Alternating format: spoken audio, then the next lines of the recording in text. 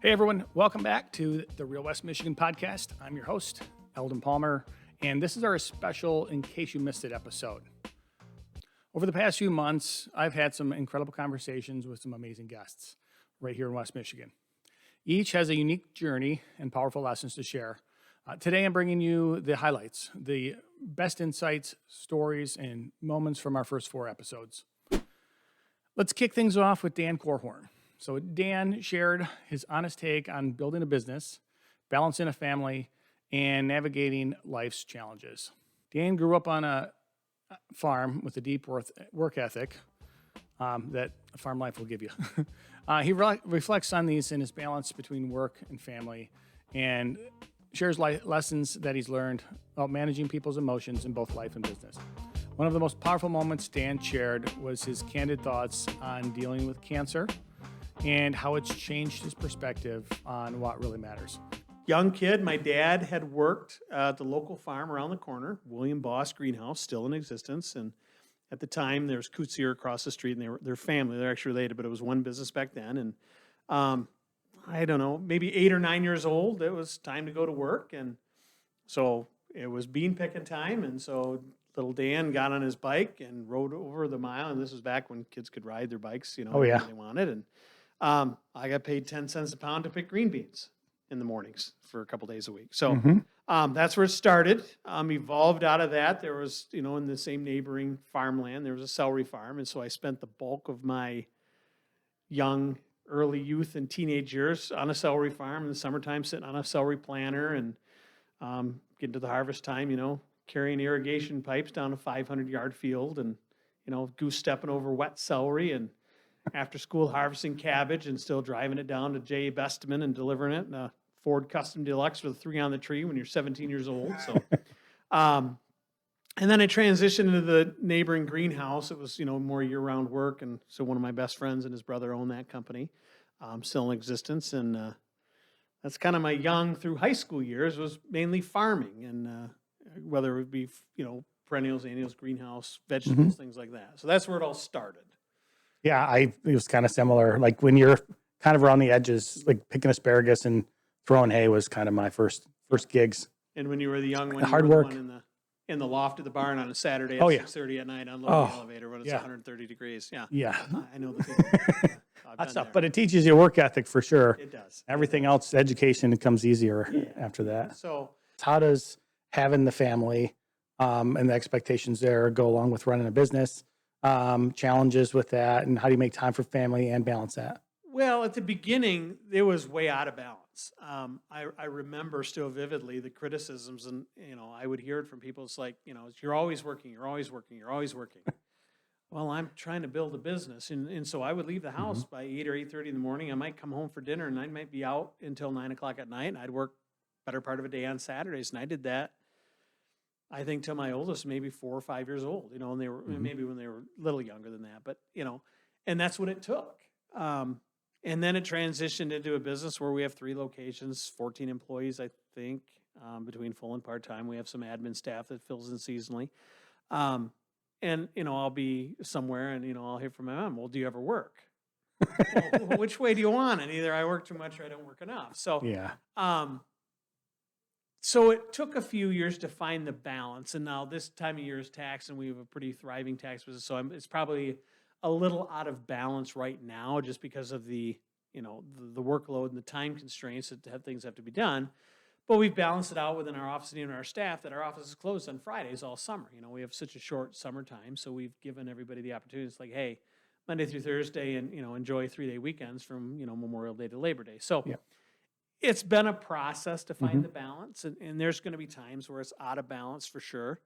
But I think it's been a learning curve for sure. You make work balance around your family, don't balance your family around your work. And I think that's probably been the key. And I've got a few, we've got a few younger guys, on the team, I think Ben, who well, he's 30. A couple of younger guys in their early 20s. And it's one of the things that I'm trying to instill in them. It's like, work hard when you work, but be away from work when you're away from work. And it's not that I'm trying to avoid it, but I don't need to be reminded. I don't need a text every day. I don't need the same thing from every person every day. I'm like, I'm aware. I appreciate your thoughts and prayers, and I thank you for letting me know. but I don't need a word of encouragement every day from the same people. It's like, there's part of me, it's like, at first I was like, you're running away from it. No, I'm well aware of the situation, but I don't need to be reminded of it by a text 20 times a day from 20 different people either. Just knowing that people care, they're praying for me around the world. That's really the thing. I'm like, appreciate your care. Thanks for reaching out, letting me know. If I need anything, I'll ask, but I know I won't because, what do you know, there's. Next, we talk with Liz Donoghue, an illustrator and art educator with a passion for whimsical art and finding joy in the process. Liz opened up about her journey to embrace her style and balance the demands of family, teaching, and creating. As the story goes, my mom always says I just started drawing just happy faces over and over again. I just always had crayons and paper, and I asked her one time, what's the first drawings that you remember me doing? And she's like, well, you're just doing like just happy face, doot, doot, smile, doot, doot, smile, doot, doot, smile. And she said, I'm like, how old was I? So she's probably like 3. So I'd say like when I was 3, I really started getting into art, just getting those crayons and paper out. But I don't know, I started just, drawing in notebooks. I remember asking my mom getting like just blank notebooks, and I would draw on those all the time.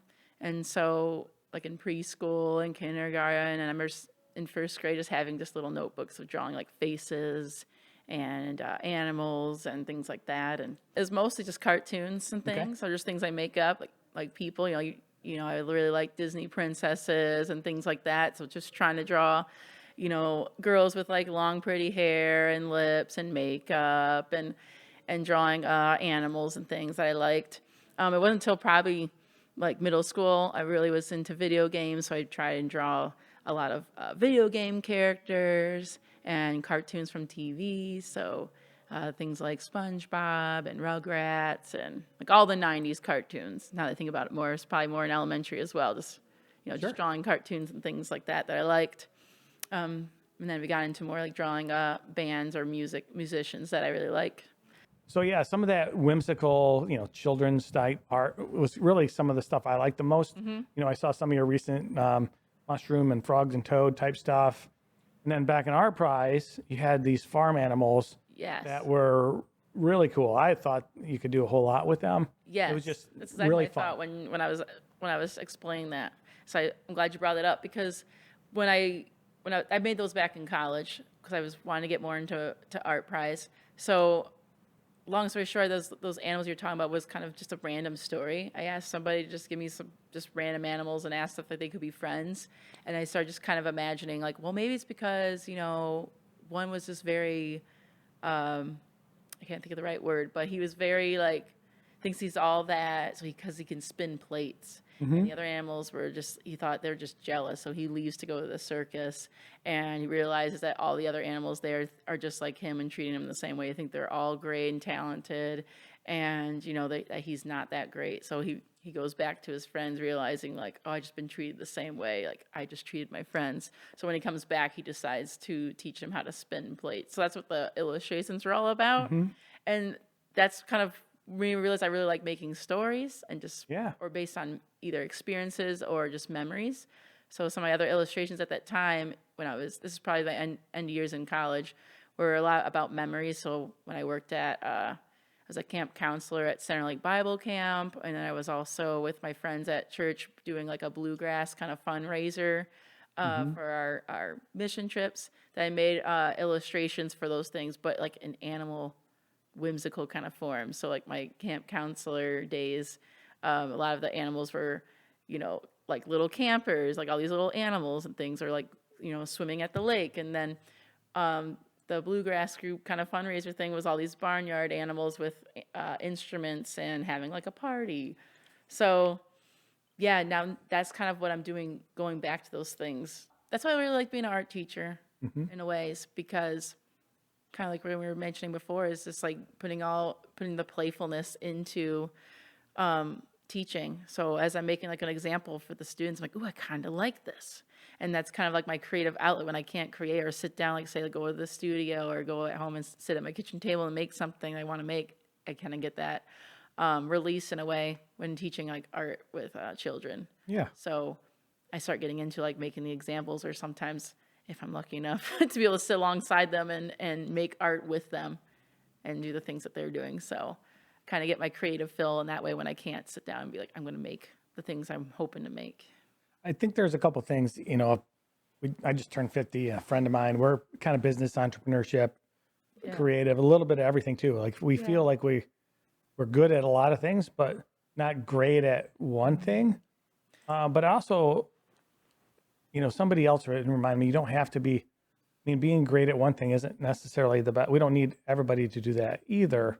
There's a lot of value in. Hold on. Stay there. Okay, be a good mushroom. There we go. So this one's a little better. So like an artist conch, you probably see them when I ask people, like, have you heard of an artist conch? Or some people say a shelf mushroom.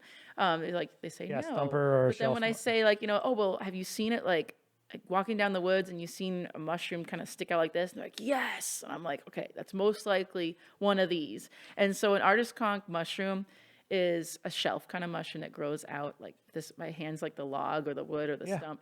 Grows out like this. And then what's really cool about the mushroom is you'll notice that there's like rings on the mushroom itself. I don't know if you can kind of see that here. I can hold it up a little higher.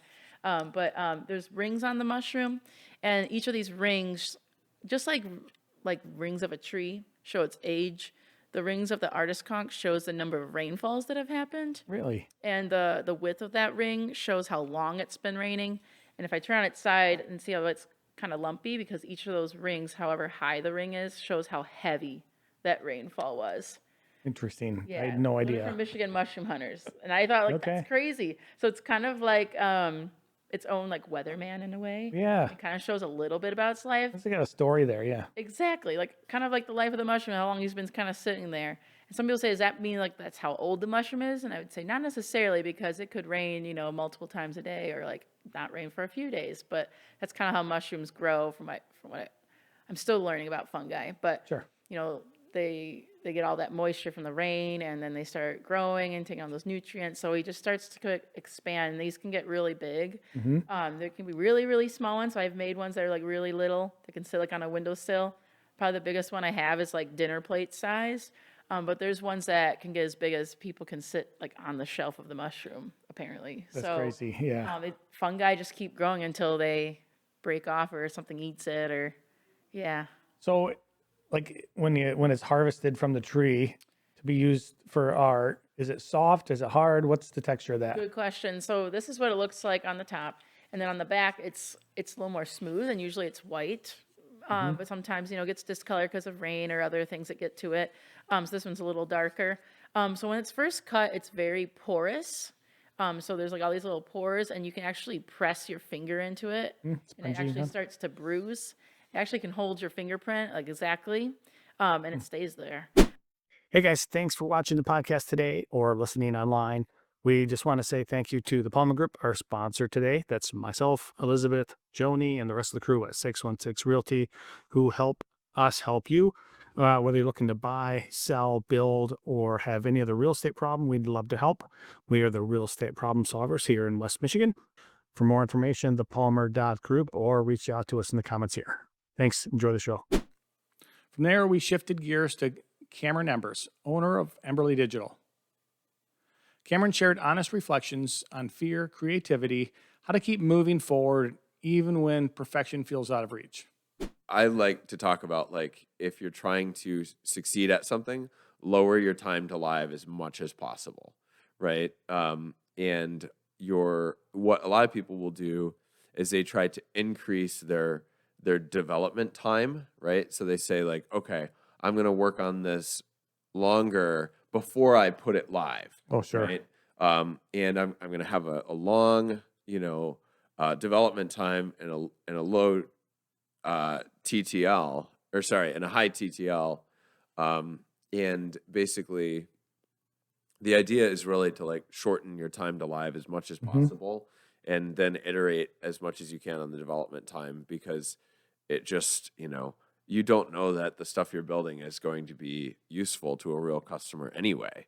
So get the most MVP version you can out there as fast as you can, let it get knocked around, and then bring it back and do version 1.1. Yeah, so it's a study that I don't know where this was done, and I don't even know if it was a real study or just a story as someone told as an analogy, but The idea is that two groups were assigned to make clay pots for 4 hours. One group was told, make the best pot you possibly can make.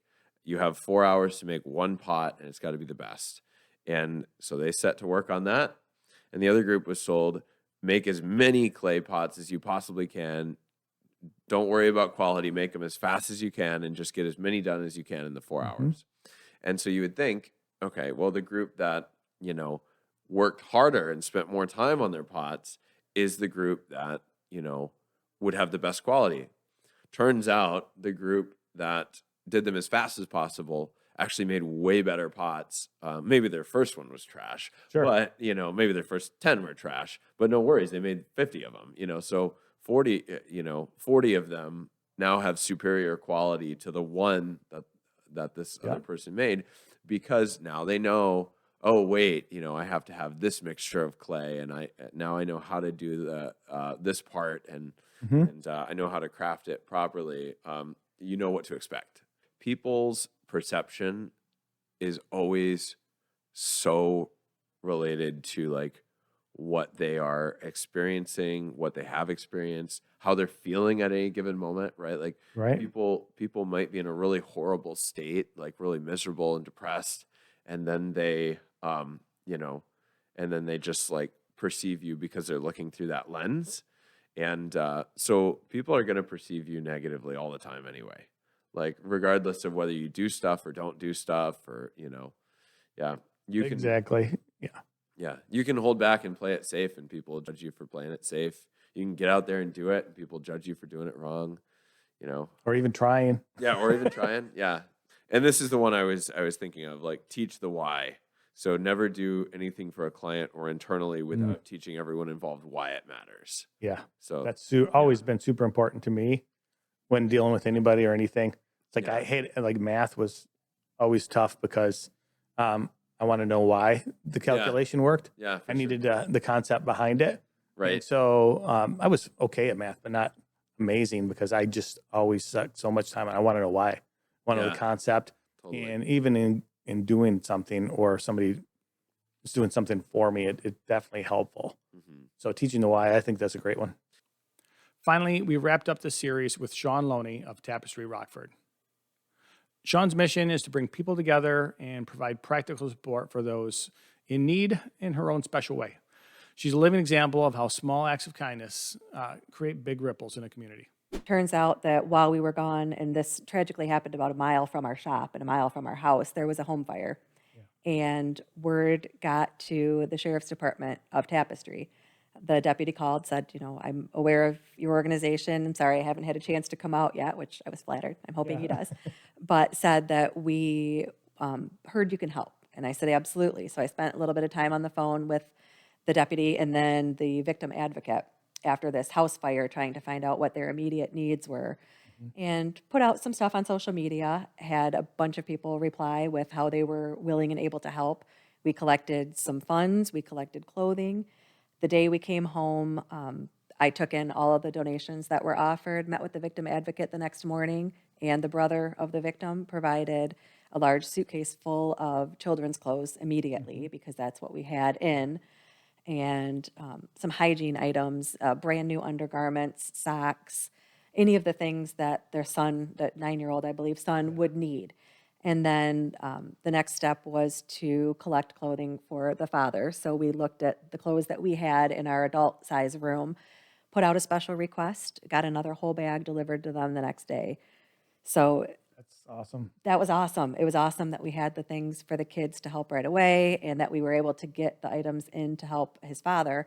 But the biggest thing to me out of all of that is I got a call from the Sheriff's Department. They know we exist.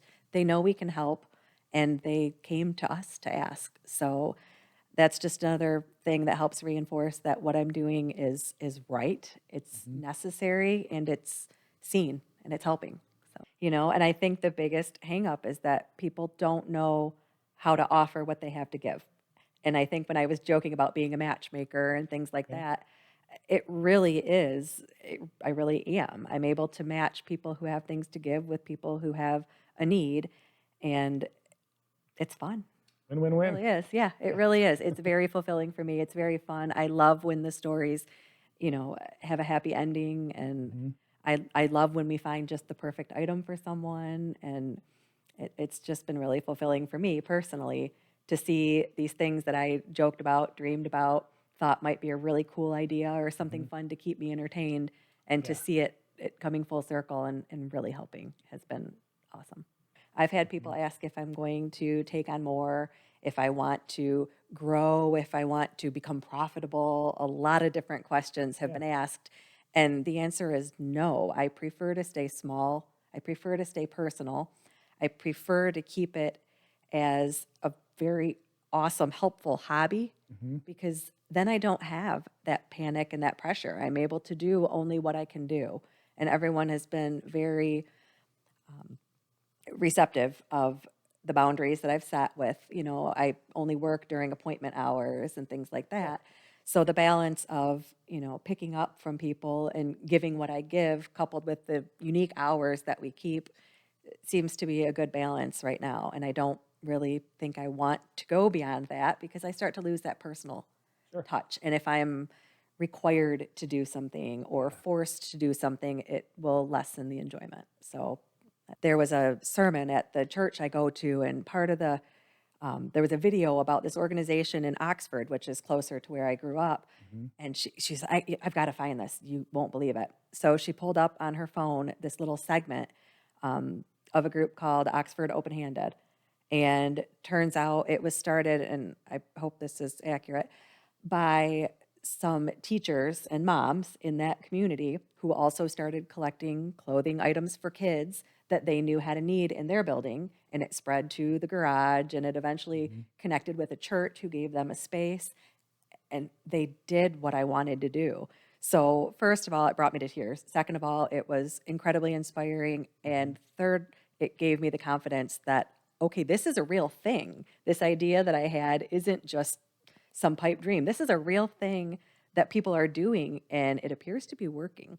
So I immediately reached out to them, said, give me your advice. And they said, we don't have any yet. We're still navigating the same thing you are. We have no idea. We just take the steps and do what we can.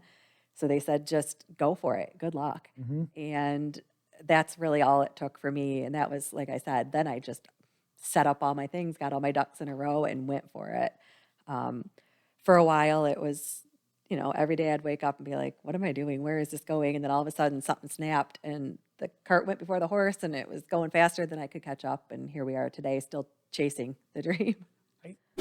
Thank you for tuning in to this special episode of In Case You Missed It episode. If you have any joy for these highlights, check out the full episodes on YouTube, Spotify, or wherever you enjoy your podcasts. These guests share even more stories and more insights, and we have a good time.